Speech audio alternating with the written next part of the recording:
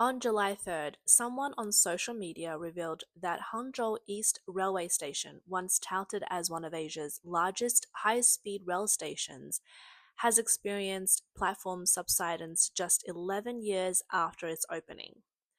The platform has sunk to the point where there is a 30-centimeter gap between the train and the platform, forcing passengers to jump down from the train, risking falls if they're not careful. Images show a stark contrast in the height difference between the platform and the train compared to 2018. In fact, this issue was reported by people 2 years ago. At that time, a blogger posted photos indicating that the platform at Hangzhou East Railway Station has significantly sunk, with the platform near the center almost level with the bottom of the train cars.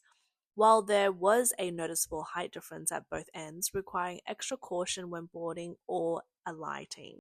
The continuous feedback from people finally brought the issue to widespread attention. One commentator stated, "Public safety issues like this need to be taken seriously. This sounds scary. Was the foundation not solid?" Another speculated, "The frontline staff must have known about this long ago, and probably the leadership too, but no one fixed it. Solving this problem is troublesome and doesn't bring any accolades, which is a common issue in many companies." Under the pressure of public opinion, a passenger service representative at Hangzhou East Railway Station admitted that the platform does have subsidence issues. They stated that the matter would be reported to higher authorities and professional departments would be notified to inspect it.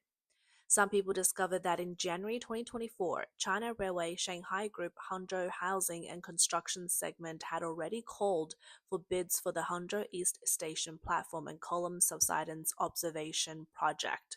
In November 2021, bids were sought for the Hangzhou East Station northeast corner subsidence remediation project. In March 2018, bids were sought for the Hangzhou East Station platform and plaza ground subsidence remediation project. This indicates that the issue at Hangzhou East Station had long been recognized and that remediation plans were already in motion. Regarding the cause of the subsidence, people familiar with construction have analyzed that the railway tracks which bear a heavy load have not subsided, whereas the platforms which bear a lighter load have. This indicates a significant difference in the construction structures of the tracks and the platforms. It suggests that there are serious corner cutting during the foundation work for the platforms. Irregularities in pile foundation construction and uneven concrete pouring could also affect the stability of the platforms. Moreover, this points to severe negligence on the part of the regulatory bodies overseeing the project. Hangzhou East Railway Station is one of Asia's largest passenger transport hubs. It was initially built in 1992, expanded in 2009, and officially opened on July 1st, 2013. The station falls under the jurisdiction of the China Railway Shanghai Group. This is not the first mistake by the railway authorities. Since April, the China Railway Zhengzhou Group has experienced multiple railway safety incidents within a short period.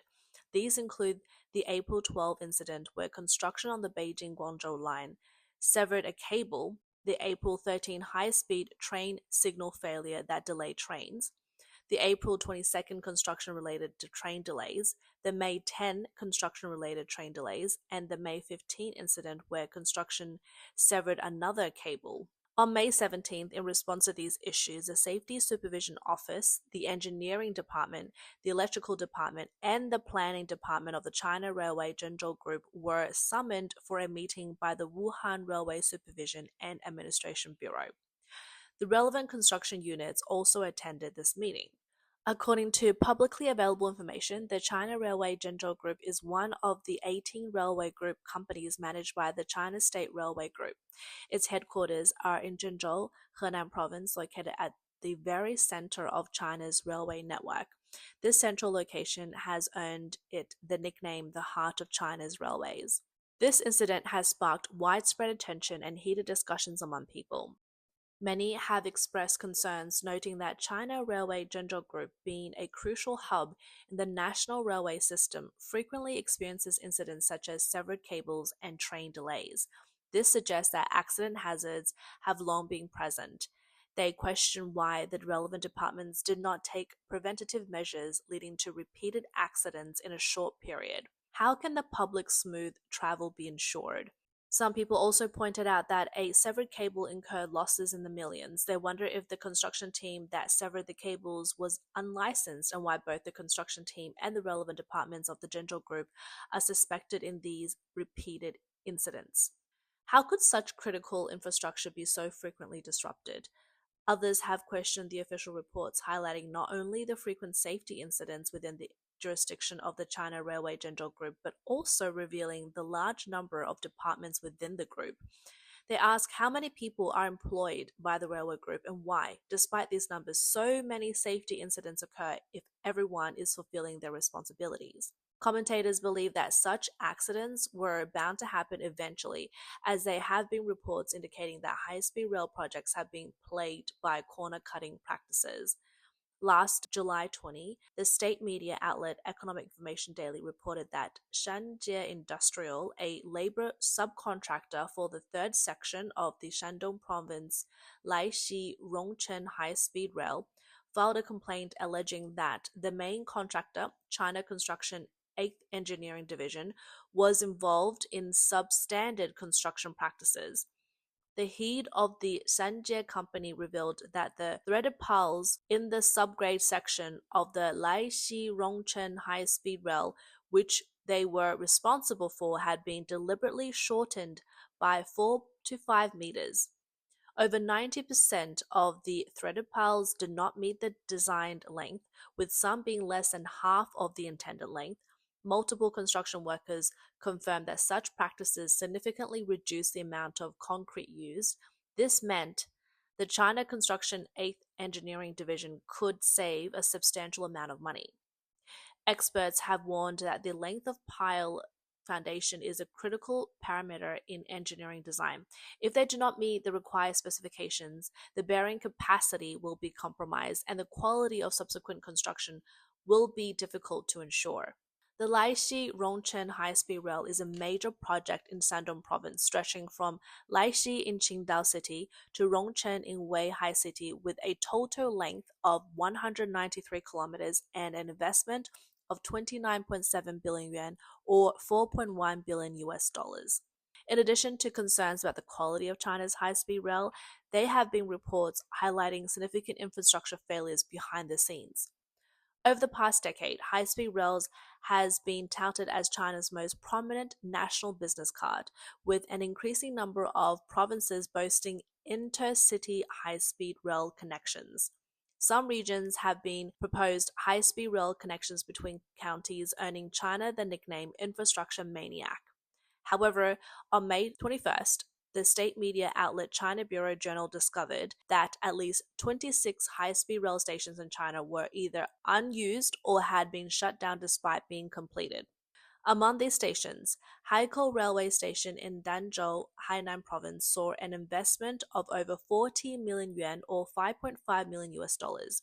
Due to concerns over low passenger flow and significant financial losses for the railway department, the station remained unused for more than 7 years. It was only after public pressure that Haikou Station began operations on December 15, 2023. Other cities have invested heavily in building high-speed rail stations, only to see most of them cease operations. For example, Guilin City constructed 9 high-speed rail stations, but Wutong Station, due to its remote location and lack of supporting transportation infrastructure, suffered from severely insufficient passenger flow, with an average of fewer than 200 passengers per day. As a result, it stopped handling passenger services just 4 years after opening.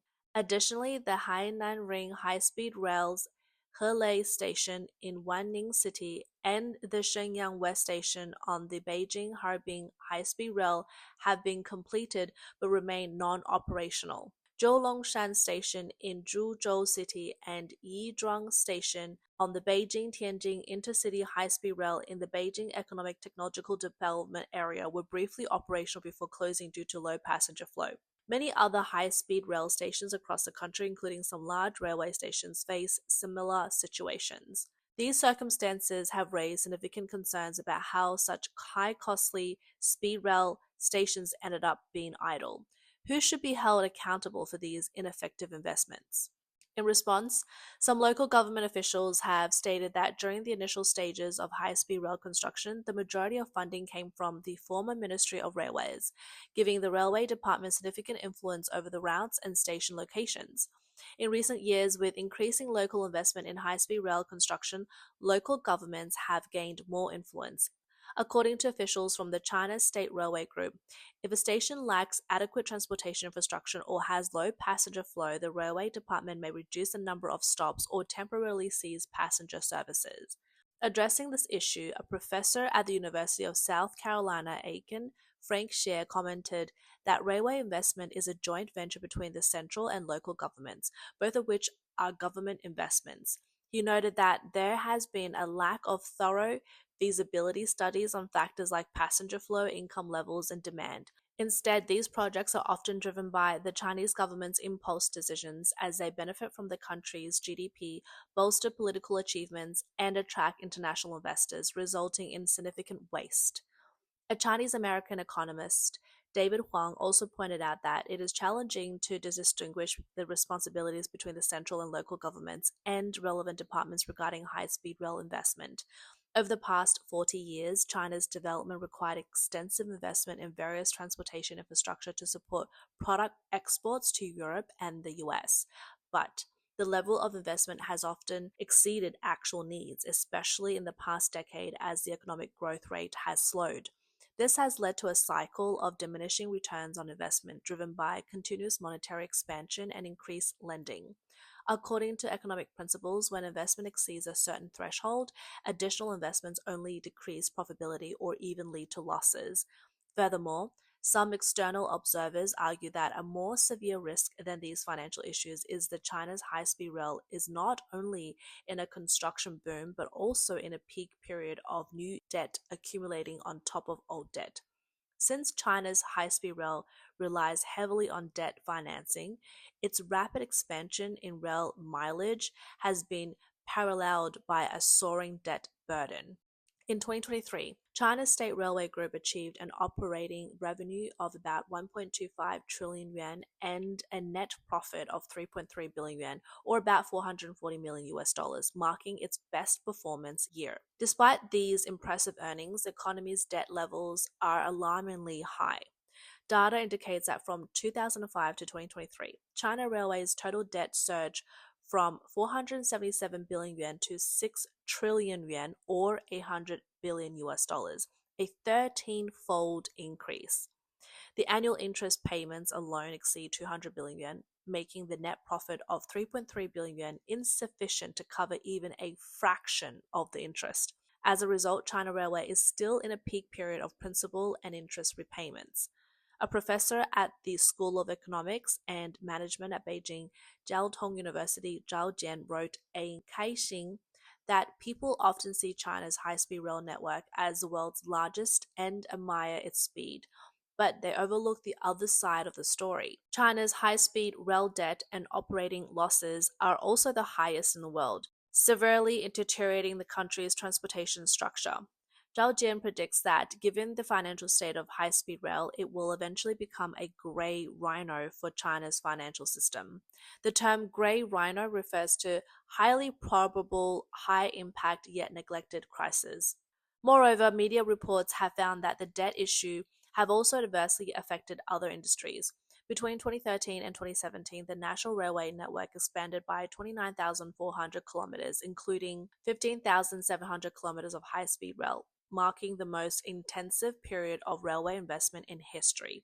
One of the risks associated with the period was the high-speed rail plus city model, which linked high-speed railway station construction with the urbanization processes. In 2017, China had built 516 high-speed rail stations. It was not uncommon for a city to have multiple high-speed rail stations. Most cities have planned these stations far from their old urban areas to free up spaces for real estate development, with even the railway companies themselves venturing into the real estate market. The prevailing notion was that where there are high speed rail stations, there will be people, and where there are people, there will be demand for housing and commerce. Many local governments overlooked a critical fact. The primary function of high speed rail stations is to transport passengers. Many high speed rail stations serve as a transit hub where passengers immediately transfer to subways or buses upon arrival without lingering in the surrounding area. In local urban planning, the concept of passenger flow distribution by high speed rail was significantly downplayed, while the impact of high speed rail stations on boosting local land and property prices was exaggerated and emphasized. Consequently, many shopping malls, shops, hotels, and residential areas were left vacant, and numerous cities face heavy debt burdens due to the overambitious planning of high speed rail new towns. As early as 2018, the N-bound Macroeconomic Research Center had studied the severe real estateization of China's high-speed rail stations. The construction of the entire high-speed rail system was influenced by the land economy concept and local government performance metrics, with the risk of the high-speed rail plus real estate model gradually becoming apparent. Unfortunately, the government remained immersed in the self-satisfaction of so-called China speed and made in China, neglecting these risks. Moreover, an even more severe challenge looms. Overseas media have pointed out that the major infrastructure phase of high-speed rail is not yet over, but the major maintenance phase has already begun. Due to low design and construction costs of China's high-speed rail, it aged quickly. Starting in 2022, China's high-speed rail entered a period of large-scale maintenance requiring high-level factory return repairs. In comparison, the proportion of post-market maintenance expenditure to fix asset investment in developed countries' railways is generally about 20%. While in China, railway operations and maintenance expenditure typically accounts for only 2 to 3% of the total investment, a tenfold difference. This means that maintaining long-term stable operations of China's railway will require periodic substantial investments. Now, China has reached this cyclical turning point compounded by three overlapping cycles: the peak period of principal and interest repayments, the acceleration phase of high speed rail construction, and the large scale maintenance cycle. Without exploiting new revenue sources, where will the funds come from? Ultimately, it is the Chinese people who will bear the costs. The May Day holiday has just ended, and the public now faces the reality of rising high speed rail ticket prices. Popular routes like Wuhan to Guangzhou, Hangzhou to Ningbo, Shanghai to Hangzhou, and Hangzhou to Changsha, all with speeds of 300 kilometers per hour or more, have seen a price increase of about 20%. For example, the ticket price for a second class seat from Wuhan to Guangzhou South is about 464 yuan or 64 US dollars, which will increase to 553 yuan or 67 USD afterwards. In response, online comments are filled with concerns that the rise of high-speed rail fares will lead to increase in other service prices. Workers are complaining about the hardships of life, and young people lament that the fare highlights the reality of the widening wealth gap. However, some netizens are also questioning whether the increased revenue will lead to improved services and hygiene standards on high-speed trains. Recently, a Weibo post titled "You Must Wear Long Pants on the High-Speed Rail" went viral. The post claimed the China Railway WeChat public account responded that the cleaning cycle for seat covers is 180 days. You never know what the previous passenger did on your seat, and it is best to avoid using the tray table. If you must use it, wipe it down with alcohol or wet wipes first. I can never sleep on the tray table again. The post included a photo of jeans stained with a brownish yellow mark. This post quickly sparked heated discussions among people who shared their own painful experiences. One person mentioned that after wearing shorts on a high-speed rail journey, their thighs started itching severely, leading to a fungal infection that required extensive treatment. Another complained about contracting a urinary tract infection after a 2-hour high-speed rail trip in the summer. One user recounted finding feces on their seat and receiving no assistance from the staff, forcing them to stand for 8 hours. Another recounted their mother finding her pants wet and foul smelling after a ride, suspecting a child had urinated on the seat. Other people highlighted various hygiene issues on high speed trains, such as passengers putting their feet on the tray tables to trim their toenails or drying their feet on the back of the seat in front. Comments also mentioned finding their pants covered with food crumbs and candy or encountering seats soaked with unknown liquids. Some posted pictures showing seats that had turned yellow and chairs covers that had fallen off, complaining that the unsanitary conditions. In response, many people voiced their complaints. Isn't 180 days too long? Changing every 6 months is too infrequent. Once every half month would be more reasonable. Prices are going up, but the quality of these things hasn't changed at all. It's so expensive and still so dirty. Unbelievable.